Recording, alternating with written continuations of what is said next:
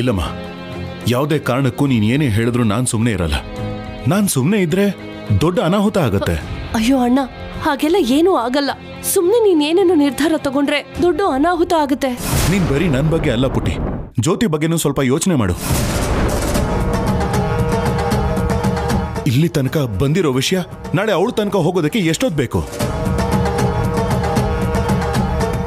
ಯಾಕೋ ಈ ವಿಷಯ ದಿನದಿಂದ ದಿನಕ್ಕೆ ಕುತ್ತಿಗೆವರೆಗೂ ಬೆಳಿತಾನೆ ಇದೆ. ಇನ್ ಸ್ವಲ್ಪ ಬೆಳೆದ್ರು ಮೂಗಿನ ಮಟ್ಟ ಮೀರಿ ನಮ್ಮ ಉಸಿರು ಗಟ್ಟಿಸ್ಬಿಡುತ್ತೆ. ಅಣ್ಣ, ಎಲ್ಲ ನೀನೇ ಊಹೆ ಮಾಡ್ಕೋಬೇಡ. ಅಷ್ಟೆಲ್ಲ ಮಟ್ಟಕ್ಕೆ ವಿಚಾರ ಹೋದಾಗ ನೋಡ್ಕೊಂಡ್ರೆ ಆಯ್ತು. ದಯವಿಟ್ಟು ನೀನ್ ಸ್ವಲ್ಪ ಸುಮ್ಮನೆ ಇದ್ಬಿಡು. ಪುಟಿ, ದಯವಿಟ್ಟು ನನ್ನ ತಡಿಬೇಡಮ್ಮ. ದ್ರೋಣ ಅವ್ರು ಮಾತಾಡಿದ್ ಕೇಳಿಸ್ಕೊಂಡಿ ಅಲ್ವಾ? ಪೊಲೀಸ್ ನಾಯಿಗಳನ್ನ ಕರೆಸ್ಬೇಕು ಅಂತ ಹೇಳ್ತಾ ಇದ್ರು. ಪೊಲೀಸ್ ನಾಯಿಗಳೇನಾದ್ರು ಬಂದ್ರೆ ನೇರವಾಗಿ ಗುಂಡಿ ಹತ್ರ ಹೋಗಿ ತೋರಿಸ್ಬಿಡತ್ತೆ. ಅಲ್ಲಿ ಪೊಲೀಸ್ನವರು ಗುಂಡಿನ ಅಗದ್ ನೋಡ್ತಾರೆ. ಅಲ್ಲಿ ಶ್ರೀರಾಮನ್ ಹೆಣ ಸಿಗುತ್ತೆ.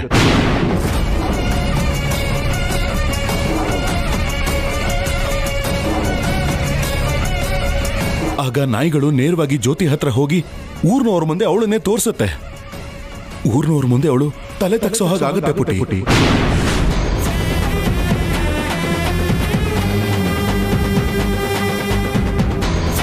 ಅವತ್ತು ನಾನಿದ್ದು ಸತ್ತಾಗತ್ತೆ. ಹಾಗಾಗ್ಬಾರ್ದು ಪುಟಿ. ಹಾಗಾಗೋದಕ್ಕೆ ನಾನು ಬಿಡೋದು ಇಲ್ಲ. ಏನೋ ದೊಡ್ಡ ವಿಚಾರನೇ ನಡೆದಿರೋ ಹಾಗಿದೆ. ಆದ್ರೆ ದ್ರೋಣ ಅವರು ಶ್ರೀರಾಮನ್ನ 48 ಗಂಟೆಲಿ ಹಿಡ್ತೀನಿ ಅಂತ ಪಣ ತೊಟ್ಟಿದ್ದಾರೆ. ಇಲ್ಲಿ ನೋಡಿದ್ರೆ ಅವ್ನ್ ಜೀವಂತವಾಗೇ ಇಲ್ಲ ಅಂತ ಮಾತಾಡ್ತಿದ್ದಾರೆ. ಇಲ್ಲೇನ್ ನಡೀತಾ ಇದೆ? ಡಾಗ್ ಸ್ಕ್ವಾಡ್ ಬಂದ್ರೆ ಜ್ಯೋತಿನ ಯಾಕೆ ಐಡೆಂಟಿಫೈ ಮಾಡ್ತವೆ? ಶ್ರೀರಾಮ್ ಸಾವ್ಗೂ ಅವಳಿಗೂ ಏನ್ ಸಂಬಂಧ? ನಿನ್ ಕೈ ಮುಗಿತೀನಿ. ಇದ್ರಲ್ಲಿ ನಿನ್ ತಪ್ಪೇನು ಇಲ್ಲ ಅಣ್ಣ. ಪುಟಿ, ತಪ್ಪನ್ನ ನೇರವಾಗಿ ಮಾಡ್ಬೇಕು ಅಂತಿಲ್ಲ. ಪರೋಕ್ಷವಾಗಿ ಮಾಡಿದ್ರು ಅದು ತಪ್ಪೇ. ಯಾವ್ದಣ್ಣ ತಪ್ಪು? ಯಾವ್ದು ತಪ್ಪು? ಆ ಶ್ರೀರಾಮ್ ಕದ್ದು ನಮ್ ಜ್ಯೋತಿ ಸ್ನಾನ ಮಾಡೋ ವಿಡಿಯೋ ತೆಗೆದ್ನಲ್ಲ, ಅದು ತಪ್ಪು. ಅದನ್ನಿಟ್ಕೊಂಡು ಜ್ಯೋತಿನ ಹೆದರ್ಸಿ ಬೆದರ್ಸಿ ತನ್ನೊಳಗೆ ಮಾಡ್ಕೊಳಕ್ ನೋಡಿದ್ನಲ್ಲ, ಅದು ತಪ್ಪು. ಅವನು ಮೃಗದ ತರ ಅವಳ ಮೇಲೆ ಬಿದ್ದಾಗ ಒಂದ್ ಹೆಣ್ಣು ಏನ್ ತಾನೇ ಮಾಡಕ್ ಸಾಧ್ಯ? ತನ್ ಮಾನ ಕಾಪಾಡ್ಕೊಳ್ಳೋದಕ್ಕೆ ಜ್ಯೋತಿ ಕೋಪದಲ್ಲಿ ಅವನ್ನ ತಳ್ಳಿ ಅವನ್ ಫೋನ್ನ ಎತ್ಕೊಂಡು ಹೋದ್ಲು. ಆದ್ರೆ ಆಕಸ್ಮಿಕವಾಗಿ ಅಲ್ಲ ಅವನ್ ತಲೆ ಗೇಟ್ ಬಿದ್ದು ಅವನ್ ಸತ್ತ.